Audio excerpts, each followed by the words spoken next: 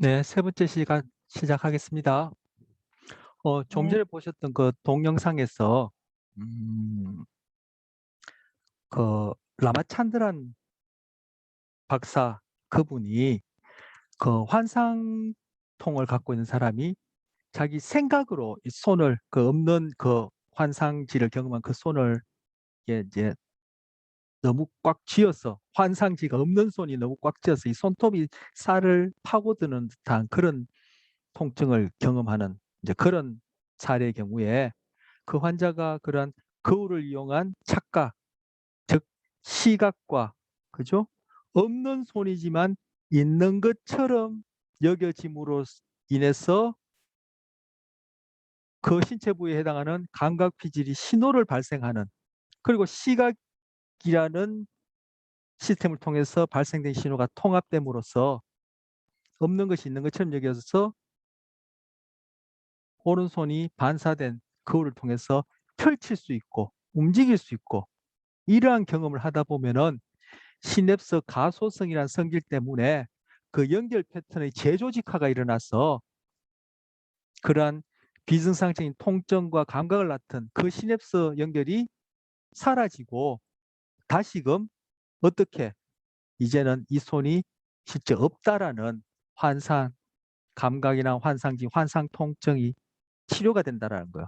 이제 있는 없는 그대로에 맞게끔 이 뇌 부위가 우리가 봤던 그 피질 부위가 재조직화된다라는 거예요. 그런데 이렇게 하지 않고 그 환상통을 겪는 사람이 자기 생각으로 없는 이 환상지를 펴려고 아무리 펴려고 하더라도 안 된다죠. 그 한마디 속에 또 이원론, 마음과 정신이 우리 행동을 결정한다는 이원론이 얼마나 허무맹랑한 소리인지를 보여주는 한마디예요. 그 한마디만으로도 환상통 겪는 사람들이 생각으로 이 환상지를 펼 수 없다는 이 그거 한마디만으로도 이원론은 아니다라는 것을 얘기하는 말이 되는 거예요. 결국 뭐예요? 이 물질이 움직이는 것과 관련된 그런 물리적인 현상, 보는 시각도 마찬가지죠. 결국은 우리가 배웠던 전기신호, 화학신호. 그것들에 의해서 그 안에 구조적인 기능적인 변화가 일어날 때 이런 환상통도 치료가 되어지고 거꾸로 얘기해서 내가 멀쩡하게 갖고 있는 이 손이 이것이 내 것이고 꼬집으면 아프다는 것도 바로 그러한 우리가 오늘 배웠던 그러한 물리적인 현상에 의해서 가능하다는 바로 이론론을 증명해주는 그런 한마디예요. 생각만으로는 손을 펼 수가 없습니다. 그 얘기가. 자, 이거 관련해서 그러면 이런 환상통이 아니라 일반인들에게도 이와 동일한 메커니즘적으로 전혀 다르지 않은 결국 시냅스상의 가소성으로 인해서 그 피질의 연결 패턴 재조직화가 짧은 시간에도 기능적으로 구조적으로 변하려면 좀 반복해서 거듭거듭해서 좀 시일이 걸리지만 짧은 시간에도 기능적으로도 그러한 연결 패턴이 재조직화되는 것과 관련된 또 현상 동영상을 하나 보고 여러분도 한번 집에서 한번 해 보세요.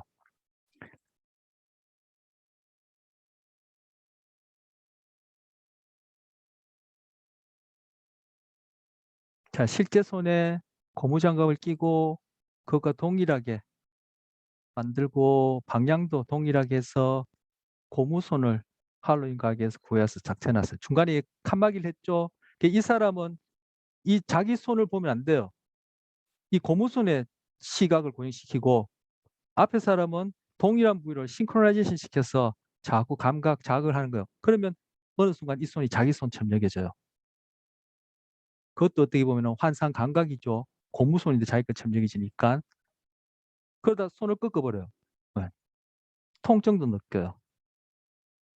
네. 잠깐만요. 끄고. 음. 자, 다시 화면 보세요. 이러한 현상들이 일어나요.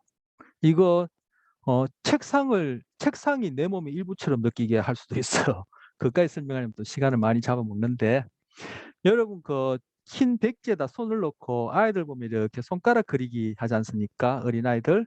여러분 종이에다가 고무손 구하기가 쉽지 않으니까 종이에다가 이렇게 손가락 이렇게 그려서 그 종이를 앞에다 두고 칸막이를 세우고 이쪽에다 손을 놓고, 물론 이 손가락 방향이 동일하게 좀 전에 보고 놓고 앞사람이 그 종이에 해당하는 그 손가락과 내 손을 앞사람처럼 이게 똑같은 부위를, 그죠? 대응하는 부위를 같이 이렇게 자극해야 돼요. 어긋나면 안 돼요. 그렇게 한참 하다 보면은 이 손가락, 손 그린 이 종이에 있는 그 손이 내 손처럼 여겨져. 그러다가 앞사람이 펜으로 그 종이 그림에 있는 손을 꽉 찌르면은 내가 탁 아프다는 느낌이 생겨요. 물론 이게 민감한 사람이 있고 쉽게 되는 사람이 있고 잘 안 되는 사람이 있어요. 근데 뭐 어떤 사람은 뭐 몇십 초 만에, 어떤 사람은 뭐 한 좀 장시간 이렇게 해야 되고, 장시간 하더라도 되고 안 되고 그런 차이가 있어요. 왜? 이런 재조직화가 사람마다 이게 좀 다 획이죠. 동일한 게 아니니까. 자, 이 동영상과 앞서 본 그 라마찬드란, 자, 라마찬드란 얘기가 나왔으니까 또 제가 또 뭐 하나 보여드리고 싶은데 잊어버리기 전에 다 공유하고. 자, 이 지금 책 보이시죠? 좀 전에 나왔던 그 인도 철학자예요, 그분이. 그리고 뇌과학자고 바로 생리심리학자이기도 해요. 타이틀은 심리학자 타이틀은 있나? 제가 헷갈리네. 어쨌든 그 사람이 지금 이거 책 보고 계시죠? 네네. 라마찬드란이라는 사람인데 그 사람 박사의 두뇌 실험실이라는 책이에요. 이 책 내용을 아까 그렇게 그 KBS에서 영상을 실제 찾아가서 보여주는 거예요. 아까 제가 했던 뭐 그 환상 생리통이라든지 환상 맹장이라든지 이런 것도 이런 게 다 나오는 얘기예요. 아마 인공지능에 관심 있는 사람들 이 책 한번 볼만해요. 네, 그 책 소개하고요. 다시.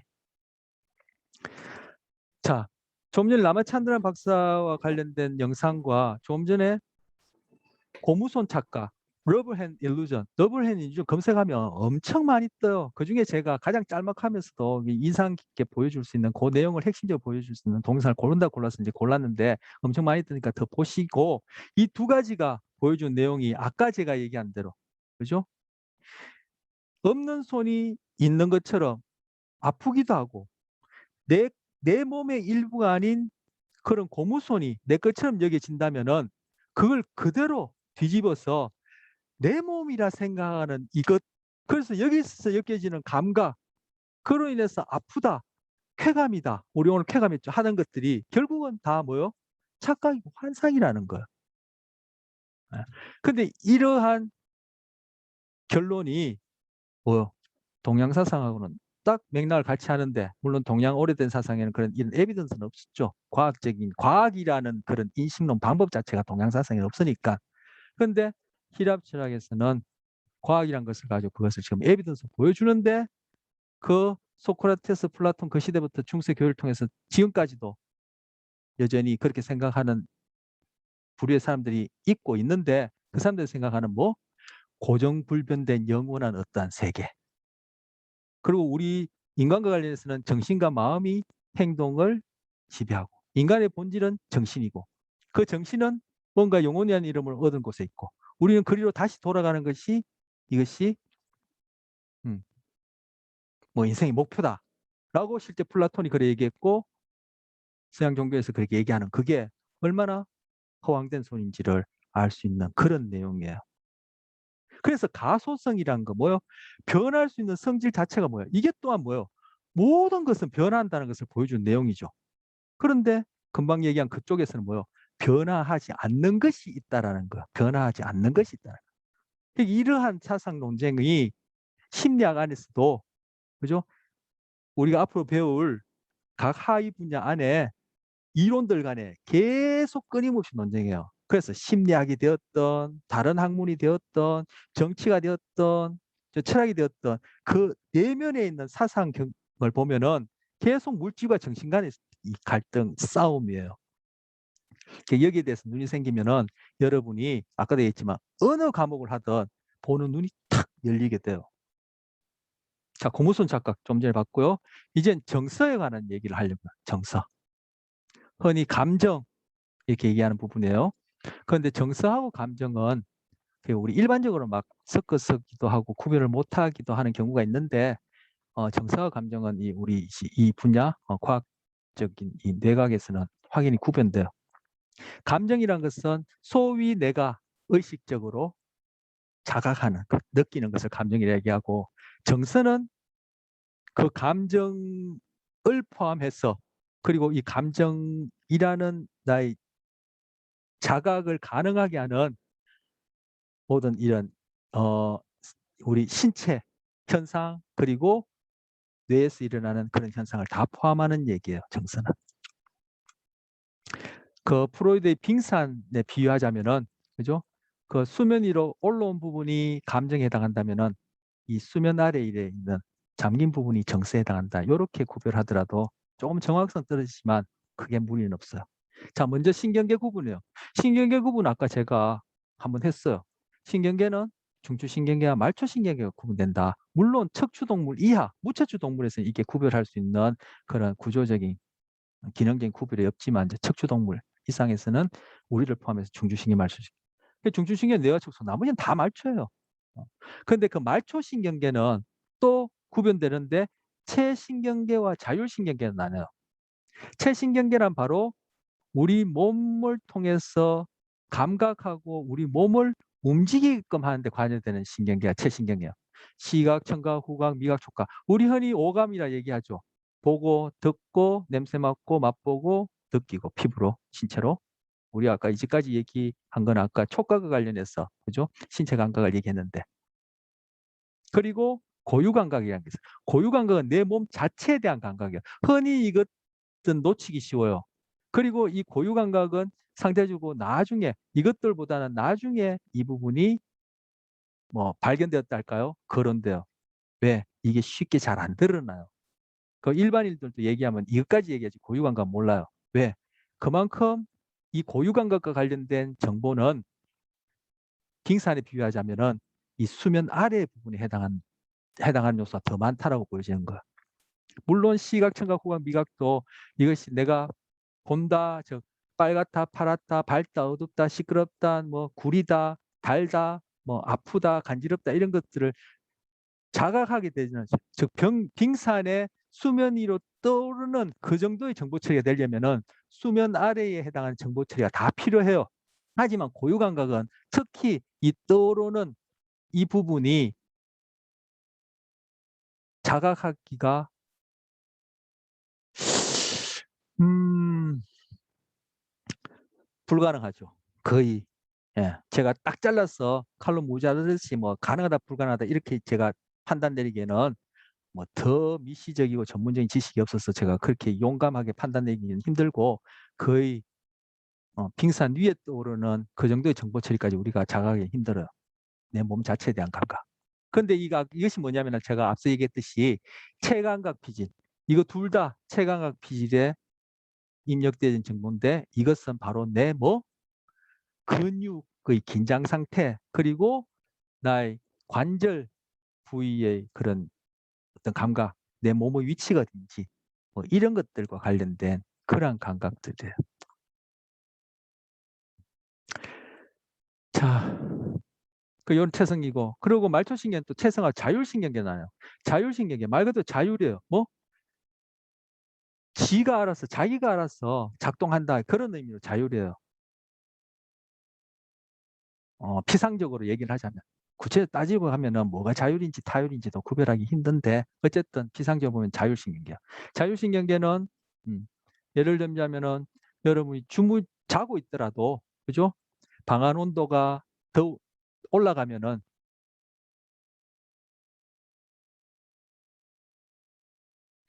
고유 감각에 대한 질문은 우리 조금 질문 시간 따로 마련해서 한번 얘기해 보기로 하죠. 자, 자율신경 자고 있더라도 방 안 온도가 올라가면은 그죠? 땅구멍이 열리는 것 이런 것도 자율신경계에서 되는 거예요. 여러분 수면 중에도 호흡이 가빠지거나 심장박동이 높아지거나 낮아지거나 하거든요. 심장박동이 빨라지거나 느려지거나 하거든요. 이런 것도 자율신경계가 관여하는 거예요. 방 안에 불이 탁 꺼지면은 동공이 확 열려요. 그나마 남아있는 많은 빛을 받아들여서 대상들을 내가 보고 있는 것들을 내가 알 수 있도록 하려서 동공이 확 열리고 깜깜하던 방에 불이 확 켜지면 동공이 확 줄어들어요. 왜? 너무 많이 빛이 들어오면 눈이 부셔서 그죠? 또 대상을 우리가 감각, 지각하지 못하기 때문에 그런 것들도 자율신경계가 하는 거야. 자율신경계는 흔히 얘기하는 우리 그 뭡니까 드라마 같은 데 보면 식물인간 부르죠. 그런 사람들이 자율신경계에 의해서 유지가 되는 거예요. 그런 사람들도 여러분 살았다고 생각하세요? 죽었다고 생각하세요? 살았다고 생각하죠. 그래서 그런 사람들 그죠? 그죠? 하나의 그런 인격체로 그렇게 그죠? 법적으로 보장하죠. 그 사람들은 이런 체성신경 관련해서 흔히 우리가 자율적으로 의식적으로 능동적으로 뭔가 행동하고 자각하는 그죠? 의식적 빙산 위에 떠오르는 그런 부위에 비유되는 그러한 경험을 하지 않는데도 생존해요. 바로 자율신경계가 갖고 있는 기능은 비유하자면은 식물들이 갖고 있는 영양을 흡수하고 저장하고 그걸 사용하고 하는 그 정도 그 정도가 그런 기능에 대응되는 것이고 우리의 생존에 있어서는 보이지 않게 가장 토대가 되어지는 부분이에요. 그런데 그것이 뭐요? 자율적으로 작동한다는 거야. 그러니까 이것만 보더라도 내가 안다라는 것, 소위 우리가 언어적으로 표현할 때 내가 어떤 능동적으로 의지적으로 소위 자유의지로 한다는 것이 그것은 겉에 드러난 빙산의 일각에 드러난 껍데기에 해당하고 우리 존재의 그 근본을 해당하는 것은 필수적인 것은 바로 자율신경계에 상응하는 그죠? 일단 생존 그리고 먹고 마시고 관련된 소위 나라고 얘기하는 이 정신적인 경험이 없더라도 가능하게 하는 이런 무의식적인 과정이 토대고 필수예요. 그 위에 이런 것들이 더 플러스 되는 거죠. 인간이 아닌 다른 동물로 가면 갈수록 그죠? 빙산 위에 드러난 부분은 상대적으로 적겠죠. 그래서 빙산 아래 부분을 관심을 가지게 한 것이 바로 프로이드의 무의식의 발견이에요. 그것이 과학혁명 중에 하나다 이렇게 얘기를 하는 거죠.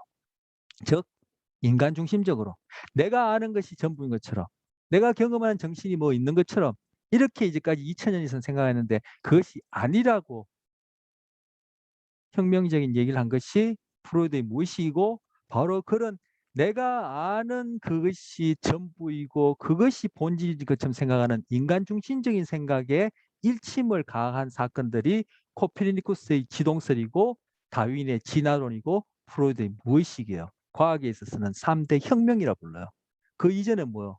내가 아는 게 전부인 것처럼 내가 느끼는 게 전부인 것처럼 지구는 편편하고 돌지 않아. 태양이 움직이고 천구가 돌 뿐이야. 그게 바로 그 기랍 소크라테 플라톤부터 해서 중세 교회까지 2000년 동안 갖고 있던 그런 2000년이 아니죠. 예, 그 2000년 가까이죠. 뭐 1400년대 이제 코페르니쿠스가 지동설 얘기했어요. 그런 생각이야. 바로 이러한 것들을 보더라도 그죠? 그러한 것과 관련해서 아 어떤 식으로 생각할 수 있구나 그런 게 있는 내용들이에요. 이 내용만 봐서는 달달 외워서는 그런 거 전혀 통찰이 안 와요. 그래서 신경계를 구분해서 지금은 자율신경계를 구체적으로 보자라는 거예요. 그럼 자율신경은 뭐가 하는데 좀 전에 얘기했듯이 불수익은 소위 내가 의지적으로 움직일 수 없는 근육들을 통제해요. 그 근육들이 어떤 것인데 여기 보이는 거예요. 동공, 침샘, 심장, 허파, 기관지, 위장, 간, 설계, 부신이라 콩팥이라 들어봤어? 그리고 부신이라 들어봤어? 이런 거 땀샘, 그리고 혈관, 대장, 소장, 방광, 자궁, 어? 그다음 째 외생식기 중에 이런 일부분, 구체적이 하면은 클리토리스나 귀두 같은 이런 부분, 그런 부분들은 자율신경계가 다 이 근육들을 수축하고 운동시키는 거예요. 이거 지금 보세요. 딴 것 자체하고 여기 보세요. 이거 다 먹고 마시고 숨 쉬고 일단 존재를 가능한 것들이죠. 이거는 가장 기본적인 필수가 중요하니까 그죠? 자율적으로 맡겨두는 거예요. 여러분들이 이거 일일이 다 여러분이 소위 의지적으로 소위 흔히 의식적으로 그렇게 이거를 다 움직인다면은 여러분 지금 이런 수업 시간 이런 수업 들을 시간이 없어요. 이거 다 의지적으로 움직이느라. 근데 다른 동물로 갈수록 그죠? 이러한 기능과 관련된 것들이 좀 더 많은 비율을 차지하겠죠. 상대적으로 그 생존에 있어서. 우리는 이거에 플러스해서 소위 우리가 의지적이다, 능동적이다 하는 그러한 기능들과 관련된 신경계를 갖추고 있다. 이렇게 생각하는데 과연 그것이 능동적이고 의지적이고 자유의지가 있는지는 또 생각해 볼 문제인데 철학에서 그 끊임없이 얘기하죠. 종교에서도 끊임없이 얘기하죠. 뇌과학에서도 그것들을 끊임없이 얘기하고 심리학에서도 아까도 얘기했듯이 정신과 물질 관계처럼 그것과 관련된 논쟁이 이건 우리 책 전반에 대해서 그 이론들이 논쟁하는 게 그런 논쟁이에요. 근데 그런 것들을 볼 수 있는 눈이 생긴다면은 저는 심리학이 아니라 여러분 철학을 정치나 경제를 하든 그죠? 예술을 하든 미술을 하든 거기에 충분히 적용시킬 수 있는 눈이 생겨요. 그런 것들을 제가 적어주고 싶다는 얘기를 오늘 거듭 제3, 제4 그렇게 합니다. 자, 그래서 지금 정서를 얘기하기 위해서 이런 것들 얘기하는 이게 정서하고 무슨 관계 있는데 해서 지금 이제 살펴보려는 거예요. 이러한 배경 지식을 가지고 도대체 정서가 뭔지 얘기를 하려는 거예요. 자, 정서와 관련해서 또 동영상 하나 보겠습니다.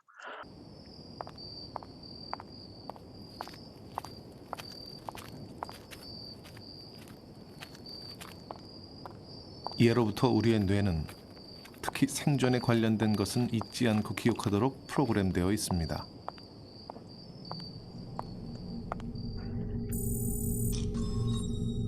위험을 감지하면 편도체가 활성화됩니다.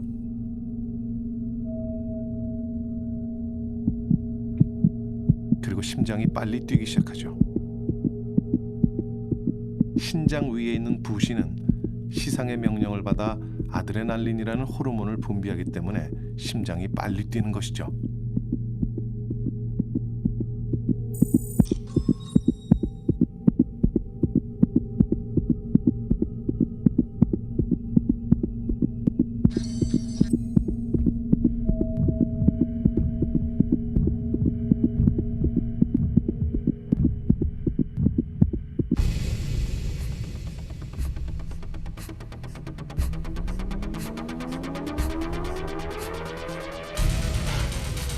이렇게 각 근육에 혈액이 빨리 공급되면서 힘이 생기게 됩니다.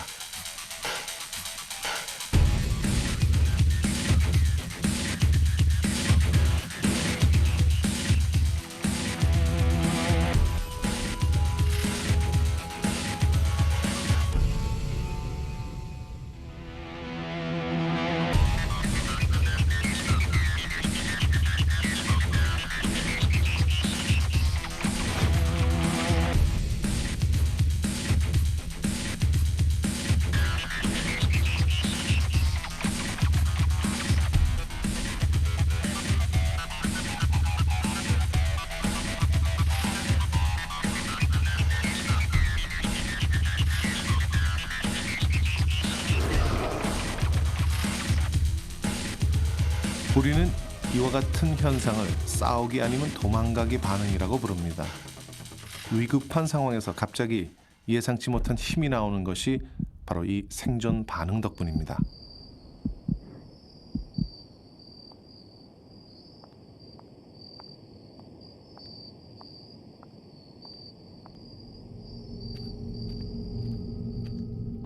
다시 원 상태로 돌아가 보실까요?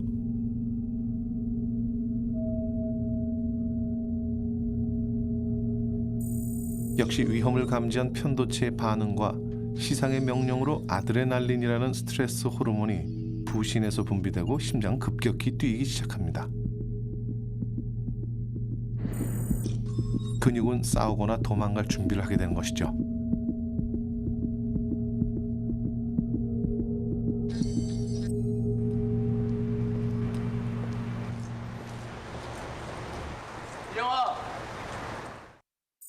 편도체가 위험을 감지하고 도망가려는 순간 전두엽이 상황을 파악합니다. 오빠. 위험을 감지해서 기억하는 편도체와 상황 파악을 하는 전두엽은 우리의 생존 반응에 결정적 역할을 합니다.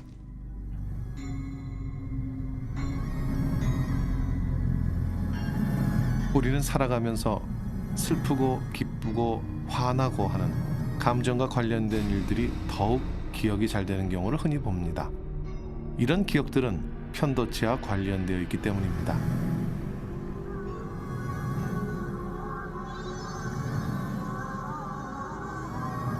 감정에 관련된 일 중 특히 공포나 두려움과 연관이 있는 일들은 두고두고 기억이 됩니다.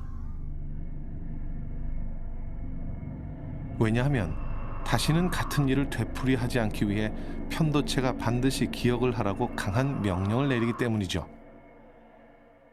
So how is it that this happens, that we remember those things that are more significant better than those things that are less significant? Well, that's where the amygdala comes in. The amygdala, when it gets activated, tells the hippocampus and the rest of the brain, remember this, this is important. Whereas if the amygdala isn't activated, and then the brain thinks, well, this is not that important, then it's less likely to store it.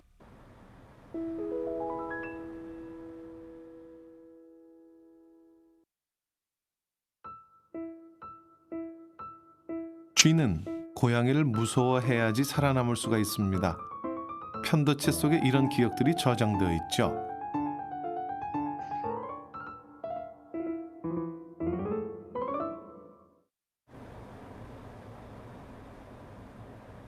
고양이 앞에 쥐는 오줌을 쌀 정도로 공포에 떨고 있습니다. 긴장해서 털도 온통 곤두서 있습니다. 죽음의 공포 때문이죠. 쥐의 편도체를 손상시켰습니다.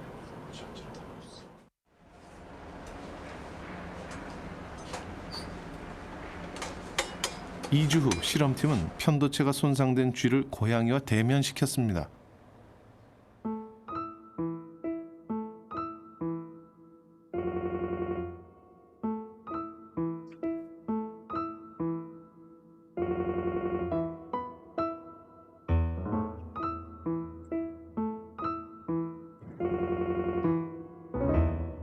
그러자 놀라운 일이 벌어졌습니다. 쥐는 고양이를 전혀 무서워하지 않았습니다.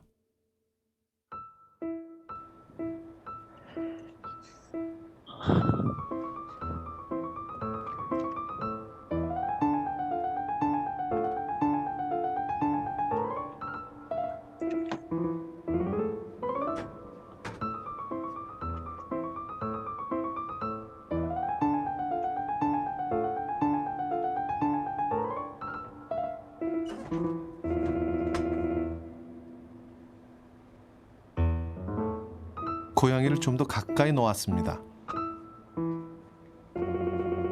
오히려 고양이가 당황해서 자리를 피합니다. 참 재밌죠? 이렇게 편도체는 생존을 위해 중요한 역할을 합니다. 이렇게 겁없이 행동하다가는 결국 죽게 되니 말이죠. 편도체가 없다면은 그 위험한 자극을 인식하지도 못하고 또 위험한 자극과 연관되는 다른 자극들을 학습하는 능력도 없어지니까 아마 생존하는데 그리고 자신의 안전을 지키는데 큰 위험이 가해지겠죠.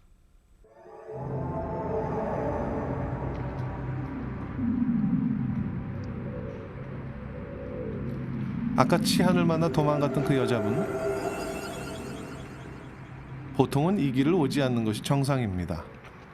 편도체가 공포를 경험한 이 길을 잘 기억하고 있어서 피하기 때문이죠.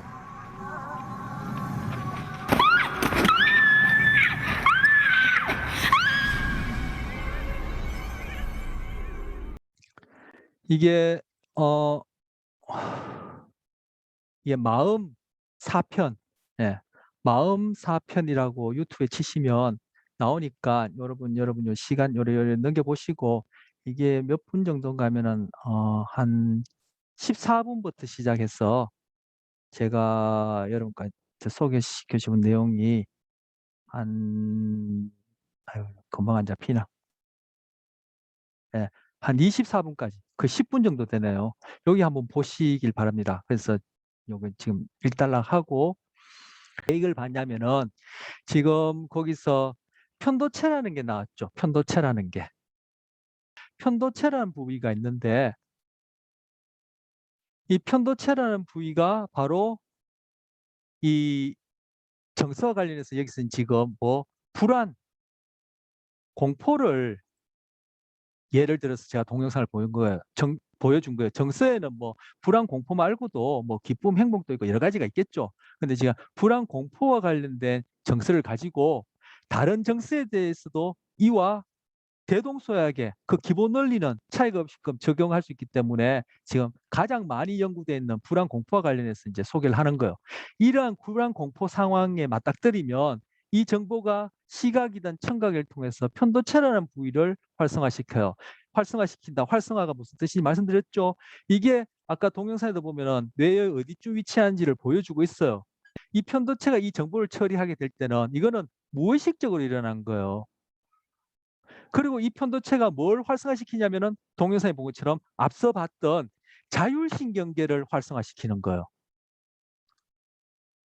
자율신경을 활성화시켜서 심장도 빨리 뛰게 하고 호흡도 빨리 하고 그죠? 근육도 그렇게 근육이 수축할 수 있도록 그 각각 그 부위에다가 그러한 그 혈액도 보내고 우리가 아까 위에 슬라이드에서 살펴본 또 치우고 또 보여드릴까요? 예. 살펴본 이 부위들을 그렇게 막 수축시키고 활동시키는 거예요. 그러면서 또 이 자율신경계와 관련해서 스트레스 호르몬이 또 분비되고 함으로써 그러한 공포 상황에서 도망도 가게 하지만 그러한 신체 변화에 대한 정보가 뇌로 다시 올라가서 전전두 피질, 우리 오늘 전전두 피질 소개했죠? 보상형 날 때까지 관여하는 정보 처리가 일어나면 바로 우리는 두렵다라는 감정을 느끼게 되는 거예요. 그 이전까지는 다 무의식적인 과정, 정서라고 표현할 수 있는 그런 과정에 의해서 일어나는 거예요. 그런데 바로 우울증이나 PTSD 환자들 같은 경우에, 특히 PTSD 환자들 같은 경우에 우울증도 마찬가지예요. 바로 이 전전두 피질이 기능적으로 구조적으로 문제가 있단 말이에요. 그래서 이 전전두 피질이 아까 동영상에 본 것처럼 그러한 감정을 느낌과 동시에 그것과 병행해서 전전두 피질에서 이 상황을 파악하는 거예요. 그렇게 해서 이럴 때는 내가 어떻게 행동해야 되겠다. 그리고 나의 이러한 불안한 감정을 내가 어떻게 조절해야 되겠다는 것이 또 전전두 피질을 통해서 일어나고 그것이 편도체를 조절하게 돼요. 그런데 PTSD 환자들은 이 부분이 망가졌기 때문에 그죠? 불안, 공포라는 상황에 대해서 이런 상황 또는 자극이에요. 자극에 대해서 편도체가 활성화되어지고 아까 그래서 편도체 없애버린 쥐를 고양이 앞에 데려다 놓으니까 그렇게 무서워하지 않는 그런 현상이 나타나는 거예요. 이 편도체가 결정적인 부위예요. 이것이 자율신경계를 통제하고 이 자율신경계의 활동 상태가 전전두 피질로 올라가서 우리는 감정도 경험하지만 이때 이 편도체 활성화를 이 전전두 피질 조절을 하는데 이 PTSD 환자들은 우울증의 경우에도 마찬가지인데 이것이 구조적으로 기능적으로 제대로 기능을 못하니까 이 편도체 조절이 안 되는 거예요. 그럼 이 자극에 대해서 이 편도체 활성화가 끊임없이 계속 일어나는 거예요. 그래서 감정은 계속 불안으로 치닫는 거예요. 이런 현상이 PTSD에서 일어난다 생각하는 거죠. 자, 이걸 통해서 뭘 할 수 있냐면은 이 지금 말씀드린 이 감정에 이르기까지 이런 모든 과정은 우리의 의식과 관계없어요. 무의식적으로 일어나는 거예요. 그런데 그것이 우리에게는 이 전전두 피질이 포함된 그런 정보 처리가 거의 병렬적으로 거의 연이어서 동시에 일어나기 때문에 내가 경험하는 감정이 곧 나를 움직이게 하고 어떤 판단을 한다고 생각하지만 그것이 아니라 이 감정 아래에서 일어나는 이런 무의식적인 정서 과정이 감정도 만들어내고 내 몸의 자율신경을 통해서 내 몸을 그죠? 그 불안한 상황에 맞게끔 움직이기도 하고 반응도 일으키고 그 이후에 내가 도망가든지 싸우든지 이렇게 한다는 거. 그런데 다른 감정의 경우에도 이와 메커니즘이 근본적인 정보 처리 메커니즘이 다르지 않다고 생각하는 거예요. 이것도 프로이드의 빙산에 비유해서 그죠? 내가 의식하는 것과 그렇지 않은 것. 그러면서 나의 생존을 가능하게 하고 우리 오늘 첫 시간에 기린 보면서 환경과 맞부딪혀서 그렇게 내 몸을 유지하고 거기에서 내가 신적 경험하고 적응적인 행동하는 그 과정에 대한 이원론과 다른 또 다른 그러한 결론을 보여주는 내용이에요. 정서도 굉장히 중요해요. 이 정서가 윤리학까지도 관련된 문제고 인공지능의 구현에 있어서 힘든 부분이 바로 이 정서 부분이에요. 그리고 아까 고유 감각과 관련된 부분을 구현하기가 그것이 쉽지가 않아요. 그래서 오늘 본 이 생리심리학은 바로 우리가 앞서 봤던 심리학 연구법 중에서 바로 저 뭡니까 실험 연구, 즉 인과성을 드러내는 그런 실험 연구에 해당하는 그런 분야라고 볼 수 있어요.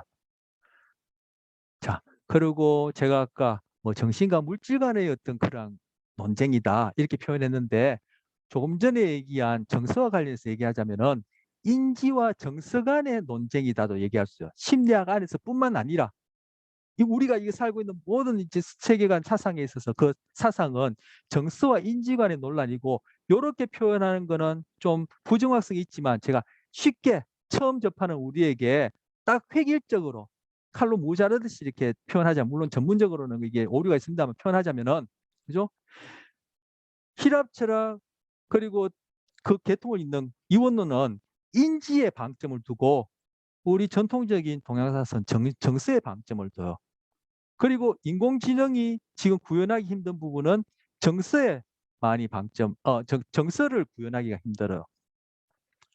그래서 심리학, 아까 이런 얘기는 뭐 재참, 삼참 많이 했습니다만, 심리학 안에서 뒤에 살펴보는 뭐 감각이니 지각이니 성격이니 뭐 발달이니 쭉 뒤에 나가서 사회니 해서 스트레스 뭐 저건까지 나오는데, 여기에서 나오는 이론들 간의 논쟁도 달리 얘기하면은 정서와 인지 간의 논쟁을 한다. 이렇게 얘기할 수 있고, 우리가 오늘 뇌를 했으니까 뇌를 가지고 얘기하자면은 제가 지금 얘기하는 아주 심플하게 획일적으로 얘기를 하는 거예요.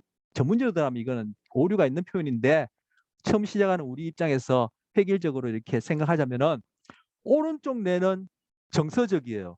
왼쪽 뇌는 인지적이에요. 그래서 오른쪽 뇌와 왼쪽 뇌 사이의 어떠한 그런 갈등이랄까 불일치를 끊임없이 논쟁하는 것이 심리학 이론이고 더 나아가서는 철학이고 사상계의 얘기예요. 동양 철학도 그렇고 서양 철학도 그렇고 다 그런 정서와 인지, 오른쪽 뇌와 왼쪽 뇌, 정신과 물질 간의 갈등을 논쟁하는 것들이에요.